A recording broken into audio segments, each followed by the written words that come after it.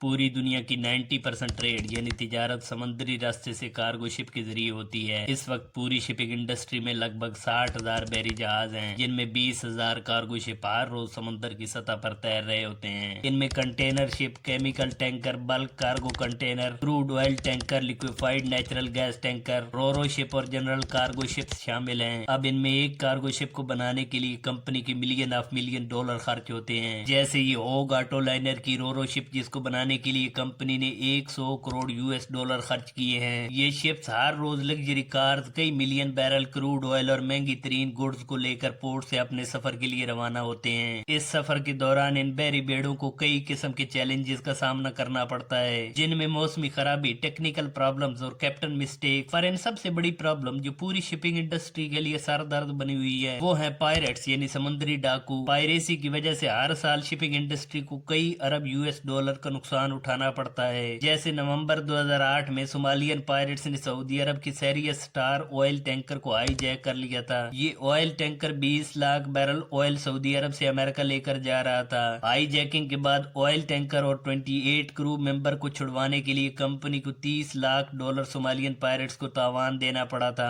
सिर्फ 2022 में shipping industry को 115 पायरेट्स अटैक का सामना करना पड़ा।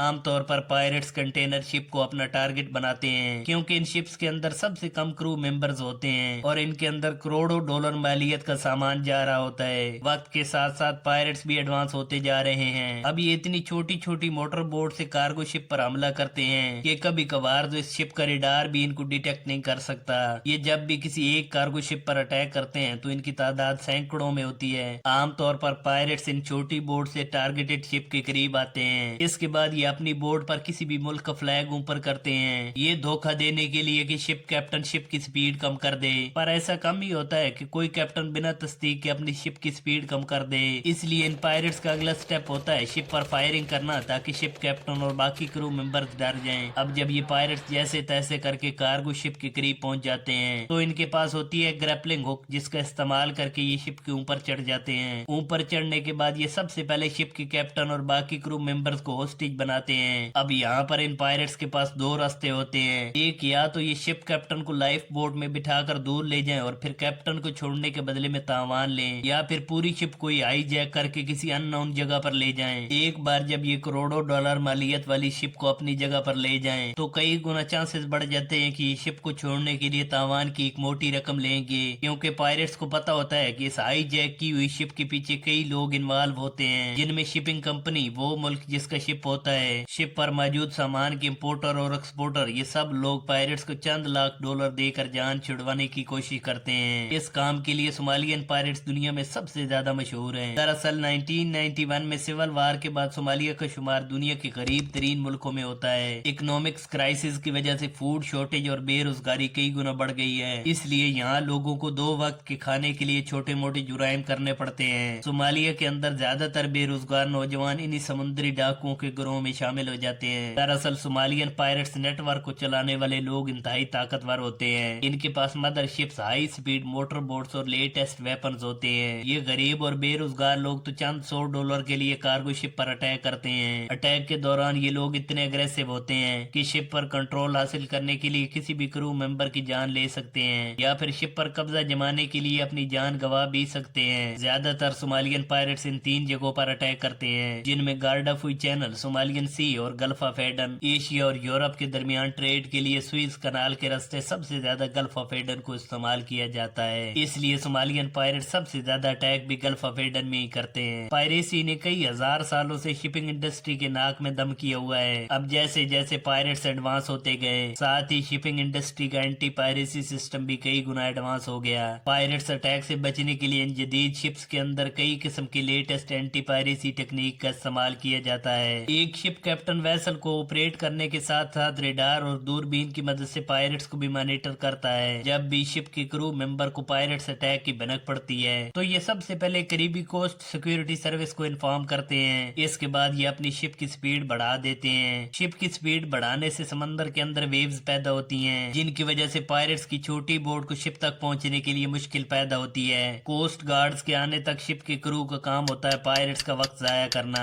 इसके लिए कई किस्म की एडवांस टेक्नोलॉजी का इस्तेमाल किया जाता है। पायरेट्स को शिप के करीब आने से روکنے کے لیے سب سے پہلے واٹر کینن کا استعمال کیا جاتا ہے۔ یہ سسٹم ہر شپ کے اندر لگا ہوتا ہے۔ سٹین لیس سٹیل کی بنی ہوئی یہ نوزل شپ کے چاروں طرف لگی ہوئی ہوتی ہیں۔ ہر ایک نوزل 1 منٹ میں 1350 گیلن پانی پھینکتی ہے۔ اس پانی کا پریشر 175 PSI ہوتا ہے۔ یہ پریشر اتنا ہے جیسے انسان کی باڈی کی صرف 1 انچ پر 12 کلو گرام وزن پڑا ہو۔ ان واٹر کینن نوزل کو شپ کے اندر بیٹھے کرو ممبر ایک جوائے اسٹک کی مدد سے کنٹرول کر رہے ہوتے ہیں۔ جب اتنے پریشر سے پانی پائرٹس کی بوٹ پر پڑتا ہے تو بوٹ الٹنے کے ساتھ ساتھ پائرٹس کو بھی زخمی کر دیتا ہے۔ اب اگر پائرٹس جیسے تیسے کر کے واٹر کینن کے پانی سے بچ کر شپ کے قریب آ جائیں تو شپ میں لگے واٹر ویل سسٹم کو آن کیا جاتا ہے۔ یہ ویلز گھومتے ہوئے پائرٹس کی بوٹ کے اندر پانی پھینکتے ہیں، جس سے بوٹ کے اندر پانی بھر جانے سے بوٹ کی سپیڈ کم ہو جاتی ہے۔ بوٹ کی سپیڈ کم ہونے کی وجہ سے پائرٹس کو شپ پر چڑھنے کے لیے مشکل ہوتی ہے۔ اینٹی پائریسی سسٹم میں استعمال ہونے والی اگلی ٹیکنیک ہے پی ٹریپ۔ دراصل جب یہ دونوں سسٹم فیل ہو جائیں تو پی ٹریپ کا استعمال کیا جاتا ہے۔ اس میتھڈ میں ہارڈ سٹیل کے فریم ہوتے ہیں جن کے اندر سٹیل وائرز کا جال بنا ہوتا ہے۔ جب پائرٹس بوٹ شپ کے قریب آتی ہیں تو شپ کے دونوں سائڈ پر لگے اس جال کو پانی کے اندر چھوڑ دیا جاتا ہے۔ جب پائرٹس بوٹوں پر آتی ہیں تو ان کے اندر لگے پروپیلر ان سٹیل وائر کے اندر سٹک ہو جاتے ہیں، جس سے بوٹ کا انجن بند ہو جاتا ہے۔ ان سٹیل وائر کے بنے ہوئے جال سے جان چھڑواتی ہوئی پائرٹس کا ٹائم ضائع ہو جاتا ہے۔ اس کے علاوہ ماڈرن شپس کے اوپر ایک ساؤنڈ ڈیوائس لگی ہوتی ہے جسے ایل ریڈ یعنی لانگ رینج ایکوسٹک ڈیوائس کہتے ہیں۔ دراصل یہ ڈیوائس ایسا ساؤنڈ پیدا کرتی ہے جو ہر انسان کے لیے پینفل ہوتا ہے، جسے سنتے ہی پائرٹس دور بھاگنا شروع کر دیتے ہیں۔ اس ڈیوائس کی رینج 5 کلومیٹر دور تک ہوتی ہے۔ ان سب کے علاوہ شپس کے اوپر الیکٹرک فینس کا بھی استعمال کیا جاتا ہے۔ جب پائرٹس شپ کے اوپر چڑھنے لگتے ہیں تو اس فینس کے اندر کرنٹ ہونے کی وجہ سے ان کو شپ پر چڑھنے کے لیے وقت ضائع کرنا پڑتا ہے۔ اکثر ان سب ٹیکنیکس کے دوران کوسٹ گارڈز آ جاتے ہیں، جس کے بعد یہ پائرٹس یا تو شپ کو چھوڑ کر بھاگ جاتے ہیں یا پھر کوسٹل سیکورٹی کے ہاتھوں پکڑے اور مارے جاتے ہیں۔ آج کے لیے اتنے ہی، ملتے ہیں اگلی انٹرسٹنگ ویڈیو میں، تب تک اپنا خیال رکھیے۔